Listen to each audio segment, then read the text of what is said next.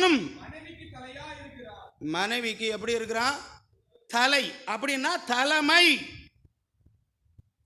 அப்போ கணவன் என்பவன் அந்த மனைவிக்கு தலையாக இருக்கிறார், அந்த வீட்டிற்கும் தலைவனாக இருக்கிறார். அல்லேலூயா. அப்போ மனைவியானவர்களே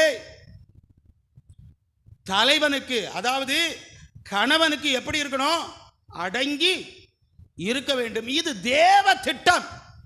ஏன்னா சபைக்கு தலையாக தேவன் இருக்கிறார், வீட்டுக்கு தலையாக புருஷன் இருக்கிறார். அப்படியானால் நான் தேவனுக்கு அடங்கி இருக்கிறேனே, ஆனால் வீட்டில் இருக்கக்கூடிய கணவனுக்கு மனைவி எப்படி இருக்க வேண்டும்? அடங்கி இருக்க வேண்டும். ஐயா தட்டி கர்த்தரை மகிமைப்படுத்துங்க.